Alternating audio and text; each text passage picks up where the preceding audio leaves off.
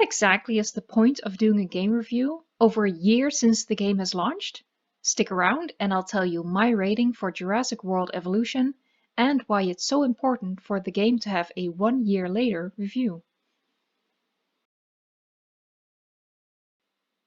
Hi, welcome to my Jurassic World Evolution review. If you're thinking of buying the base game, any of the DLCs, or are just curious about my opinion on the game, this review is for you.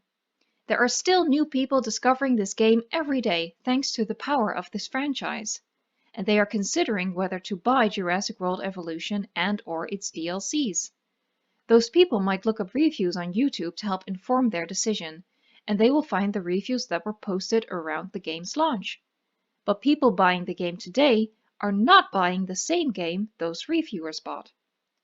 In my opinion, the 2018 reviews are now unfair, because Jurassic World Evolution has been massively improved on over the past year, with free updates and DLCs, and of course older reviews don't take this into account. Frontier has worked hard to update the game, so it's only right for the game to get an updated review, and that's why I'm doing this review today.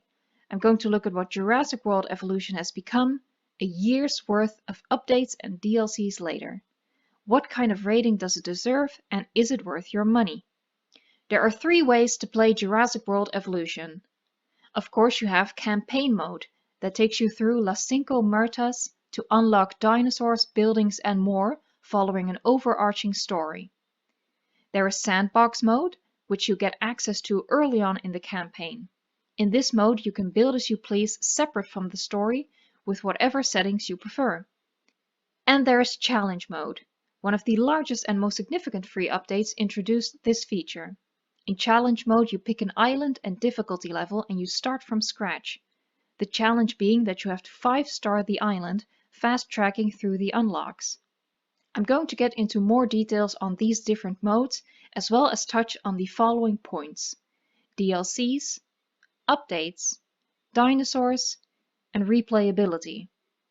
Everything will inform my rating of the game and whether I recommend it to newcomers. You don't have to worry about gameplay spoilers. I won't get into specifics of the story, just talk about the game overall. The main campaign is the core of any game. Unfortunately, it's where Jurassic World Evolution falters a bit. I'll get to why a little later. The campaign takes you across 5 islands that were introduced in the Lost World, Las Cinco Muertas, the 5 deaths. The islands serve as levels through which you progress and are more or less arranged by difficulty, although your experience of the difficulty level might vary based on what you personally struggle with. Each island has a pretty unique look and feel, and all have different starting points, making it exciting to first land on a new island. The first island, Matanceras, is a breeze, and is set up in part as a tutorial so you can get a basic understanding of the mechanics.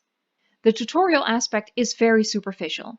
There is a lot you have to figure out by yourself, but throughout the campaign, characters assist you with some pointers. Some of these characters you will recognize from the movies, appearing in pop-ups, much like how you are seeing me right now. Mostly though, the characters are there to give you contracts and missions. Missions are part of the story and consist of several tasks that you have to fulfill in order to successfully complete the mission. Each island has 3 main missions, handed out by the 3 divisions that you have to please: Science, Security, and Entertainment. The division heads also regularly contact you about contracts, which you can consider mini-missions that do not impact the actual story. These are quick and easy jobs that earn you cash rewards as well as reputation with the divisions. Through both the contracts and missions, you build up your reputation with all 3 of the divisions. Your reputation as well as your star rating for your park unlocks dinosaur species, buildings, and gameplay upgrades. Not until you complete all missions on all islands do you have access to the entire dinosaur roster. So enjoy that first big carnivore when it becomes available. He will be the only one you'll have for quite a while. The story is, sadly, a little lackluster. It seems to be building towards something, but then falls flat. The characters do a good job of creating a mystery about your purpose as park manager, and hint at Dr. Wu pulling strings behind the scenes. It's exciting until the very end, when it fails to deliver on a big climax to tie it all together. In hindsight, it felt like only the first part of a story, no real conclusion yet. But while the story lacks an overarching plot in the end, unlocking and hatching new dinosaurs for the very first time is plenty incentive to keep going, and the missions on the islands are entertaining enough to keep you hooked, especially since it becomes apparent early on that the division heads want you to pull some bonkers shit, and that's kind of hilarious. If you don't oblige and your reputation with the division drops, they will sabotage you. So you have to balance the three of them if you want to keep anyone from pulling a Nedry. Meanwhile, you also have to build a functional Jurassic World that your guests enjoy. They mostly base their opinion on your park on the type of shops and restaurants and the walking distance between the facilities and the attractions. Oh, and they prefer not to be eaten, oddly. Your facility rating, which is based on guest satisfaction with regards to food, drinks, shopping, and transport, is offset by dinosaur rating. Each individual dinosaur has a certain amount of points, based on how much they thrill your guests, supposedly. And you need to hit a threshold to get top ratings for your park overall. Once you know the ins and outs of the game, it's not too hard to 5-star the island, and you're rewarded with the option to turn on the day-night cycle for the island. Seeing the island in literally a different light makes revisiting the parks later on more enjoyable. Overall, the campaign has a simple setup and lacks punch in the end. But there is something magical about discovering and releasing new dinosaur species, and the missions successfully initiate a drive for completion. It's simple, but effective. Isla Nublar is host to Sandbox mode. This is the sole island that is separate from the story, which feels counterintuitive since it's where the story began. At launch, Sandbox mode did not offer the kind of freedom you'd expect from a sandbox, and it was a bit of a letdown. It was mostly about unlimited funds, and the division heads not bothering you for attention. Thankfully, Frontier must have listened to the complaints from the community, and they have added more setting options to Sandbox mode, making it more true to form. Frontier actually does pretty well responding to feedback from the JWE community, making improvements and additions that were specifically asked for, like sandbox settings expansion, dinosaur resizes, sleeping animations, and adding sand texture to Nublar, which was previously not available. So Jurassic World Evolution gets points for being well supported, and Frontier has already declared that the game will be supported until the launch of Jurassic World 3 in 2021, so we can expect a lot more to come. These are the sandbox settings that we currently have. Being able to turn off dinosaur requirements for social, population, and habitat make a huge difference in creating interesting enclosures. Switching off dinosaur hunting allows you to pair even your biggest carnivores with the smallest, defenseless herbivores. Once you've completed the campaign, you'll likely spend the majority of your time on Isla Nublar building park after park. How long that rinse and repeat process will keep you invested in the game depends on how creative you can get with your own builds. The game has limitations in terms of design and customization, which I will get to later. But another limitation is your own ability to keep yourself inspired. If you need help with that, subscribe to the channel. I share my ideas, tips, and tricks to get you excited for your next park build. Although Isla Nublar is one of the biggest maps in the game, with the largest single wide open space, it's not really big enough for all of our creativity and ambition. It's a shame that the buildable area isn't bigger, and that there is no map randomization, as the shape of the island helps inspire the kind of park you're going to build. However, I am about 90% certain that the other islands will have sandbox mode added to them in the future. My bet would be around the release of the rumored 1993 DLC. Yeah, you heard that right, a 1993 classic Jurassic Park DLC. It has been leaked that this DLC will be released in December.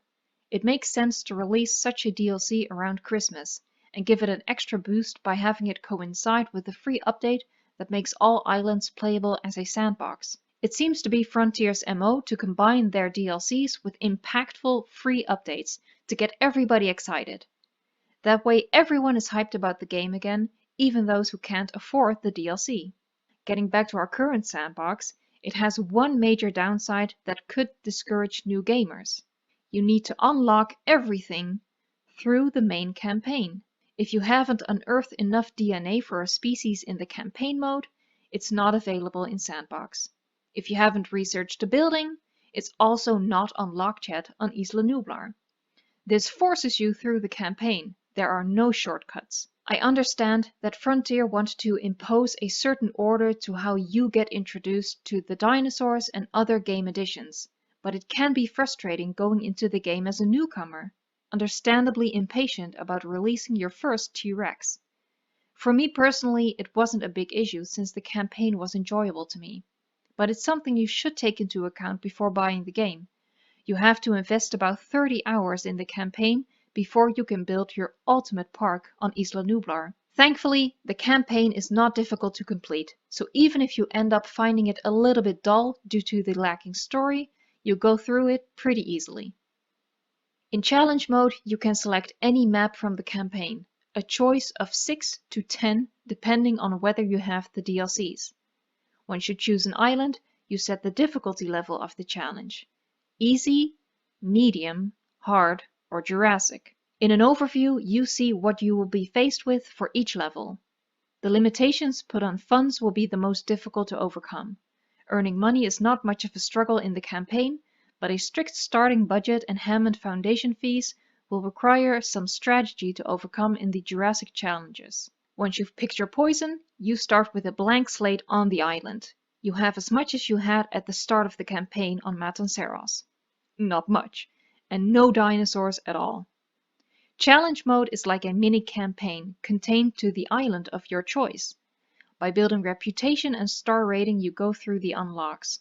You build your park, complete contracts for the divisions, and gain access to everything in a matter of a couple of hours. In the challenge mode menu, you had the option to decide whether the unlocks come in the same order as the campaign, or if they are randomized. Random is more exciting, but also more difficult. Each island has 2 rewards for completing it in challenge mode. One for any difficulty level and one for Jurassic. So if you just complete the Jurassic challenge, you get both rewards. The rewards are new skins for some of the dinosaurs. In the menu, you see what you're working towards. Master the challenge mode strategy and collect all skins. Once you know the strategy, it's kind of formulaic, but at least that makes it doable even in Jurassic difficulty. Keep in mind that you do not have to 5-star the island in any amount of time. Par time is stated in the menu, but you can take as long as you want, so don't start over if you've missed a par time. If challenge mode turns out not to be your hobby, I suggest you look up the skins online and see which ones you really want. Frankly, I don't think any of the skins are all that great, but I do really like challenge mode in any difficulty except Jurassic. I'm fine with the financial challenge, but the incessant diseases and rampant storms are too frustrating for me. The easier levels are more laid back, giving you the opportunity to build awesome parks in these maps, which you might not have been able to do in the campaign. As said, the game we have today is different from what we had at launch. In large part, we have Frontier to thank for regular free updates, which included the challenge mode, but also the very recent addition of terrain painting tools, as well as individually placeable trees and rocks. A small bit of decoration that the game desperately needed. There is still a long way to go, but it's a start. And hopefully it is indeed a start, and we'll see more items added to spruce up our parks with. Frontier has also released a couple of DLCs to add to the base game. The Deluxe DLC were dinosaur editions that were released pretty much simultaneously with the game itself, so I consider it part of the base game available at launch and will not discuss it. The other DLCs they released are The Secrets of Dr. Wu, Cretaceous Dinosaur Pack, Carnivore Pack, and Claire's Sanctuary. The Cretaceous Pack and the Carnivore Pack were dinosaur editions only, so I'll briefly discuss those later. For this segment, I will focus on the 2 story DLCs for 2 of the characters in the game, as well as the movies, Dr. Wu and Claire. The 2 are quite different from each other. In The Secrets of Dr. Wu, we take a very unethical approach to park management, as Dr. Wu uses us in his schemes. You've been very busy, I see. Which is part of why I'm calling on you. Because I've been watching how you've been doing, and now I think you're ready to be useful to me. Whereas in Claire's Sanctuary, we help Claire take the moral high ground, saving dinosaurs from Isla Nublar before Mount Sibo erupts and bringing them to Sanctuary Island. The weak point of the DLCs is the story. which they have in common with the main campaign. Again, it is a case of an interesting and compelling setup that does not deliver in the end.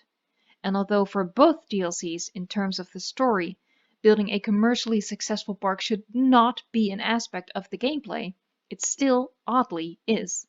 In my opinion, these DLCs were a little overpriced for what you get in return, which is, in both cases, a couple of dinosaurs, an evening's worth of extra gameplay, 2 extra maps per DLC, and a bit of content to take into the main campaign with you. The key contribution for the Secrets of Dr. Wu DLC is the additional genome manipulation, which allows you to alter dinosaurs' social, population, and habitat requirements. With this new DNA splicing, you can turn a solitary hunter into a pack animal and make even the biggest sauropods happy with smaller enclosures. This is a huge advantage on the campaign islands and in challenge mode. A pack of allosaurs is now no longer exclusive to Sandbox. The missions, while insane at times and don't actually always make sense, offer some unique and exciting gameplay, and I had a lot of fun with one in particular, but it mostly follows the format we get in the main campaign. Dr. Wu gives us access to 5 new dinosaurs, or rather 2 dinosaurs and 3 hybrids. One of these new creatures is one of my absolute favorites in the game. Because of the gene manipulation and the dinosaur additions, I'd recommend this DLC to anyone who doesn't exclusively spend their time in Sandbox. The Claire's Sanctuary DLC is the weaker one of the two for me. One of the strongest selling points for me are the 2 new maps, Nublar North and Sanctuary. The former is enormous, with a fun shape and unique features due to the volcano that is in a constant state of near eruption, but never actually does erupt. The other reason why I had to have this DLC is the Jurassic Tour Truck attraction.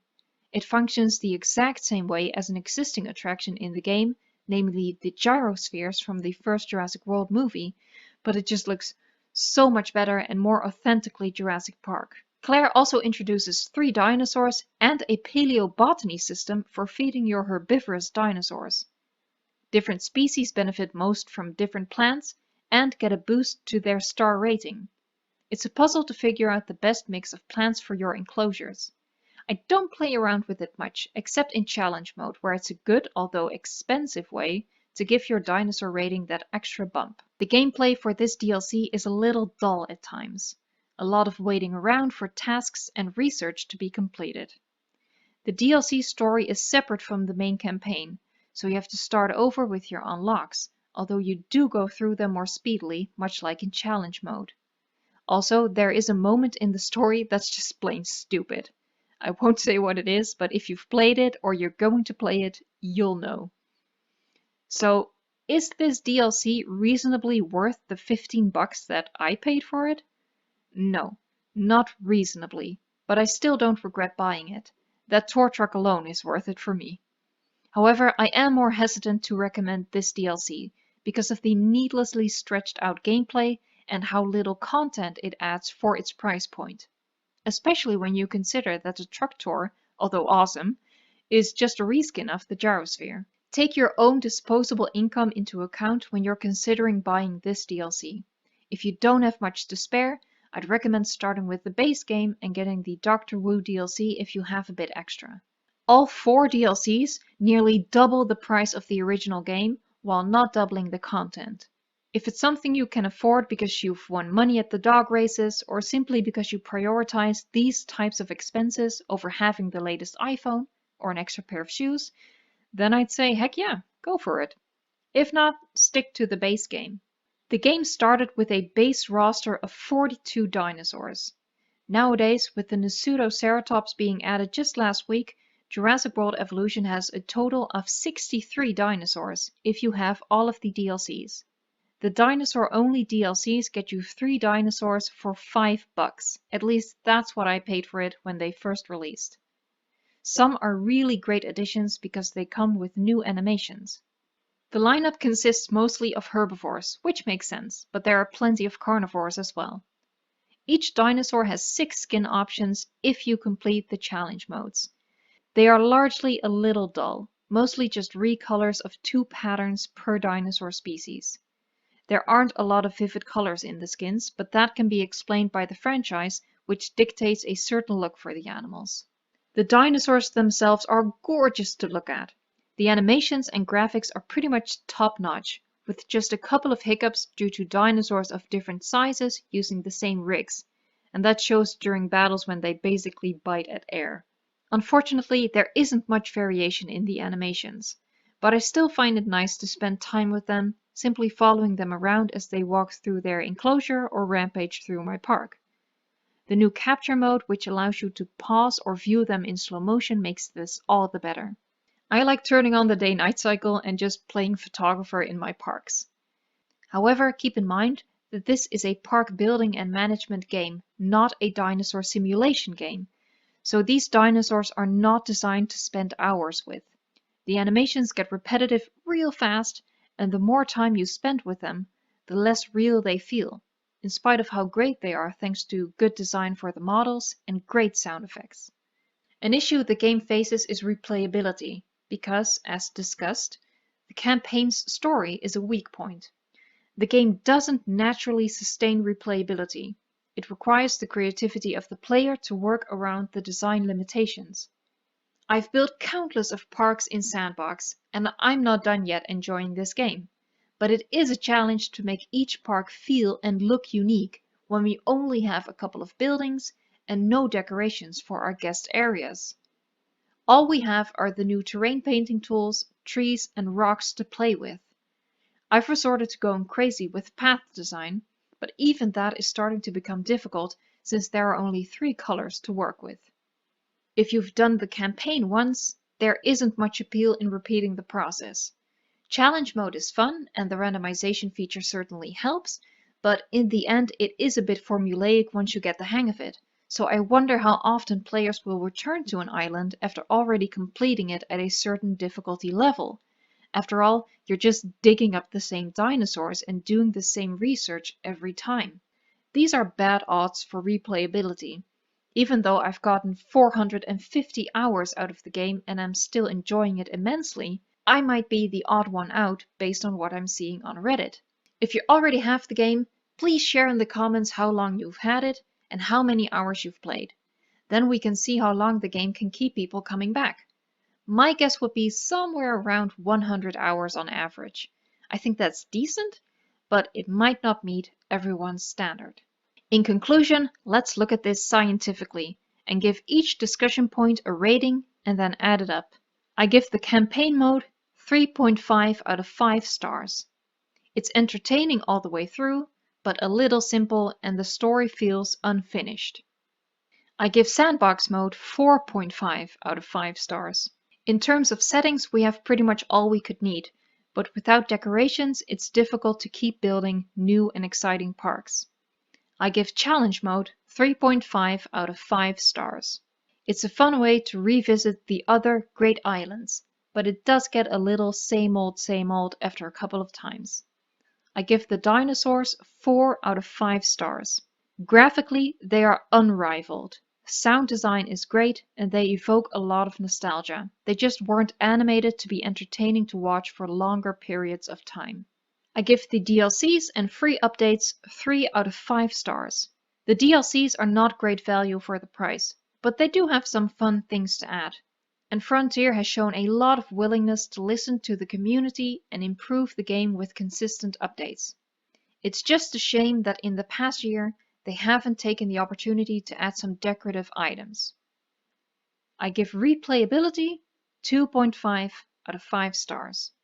I'm assuming the average player will do the campaign once, each island once in challenge mode, and then build a handful of parks in Sandbox mode.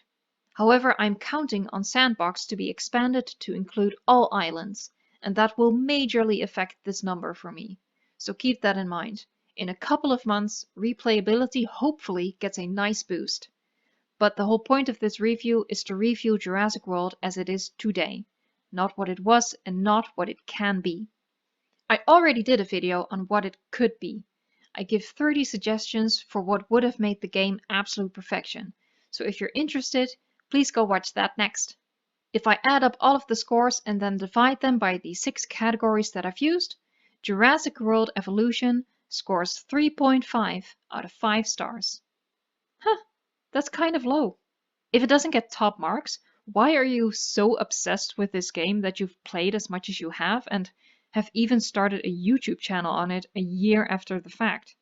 Come on, man. Because I grew up with dinosaur toys. Because I watched the original Jurassic Park movie at least twice a year. Because I love dinosaurs so much I even enjoy the third movie. Because velociraptors still creep me out. Because I cried when the Brachiosaurus got left behind in Fallen Kingdom.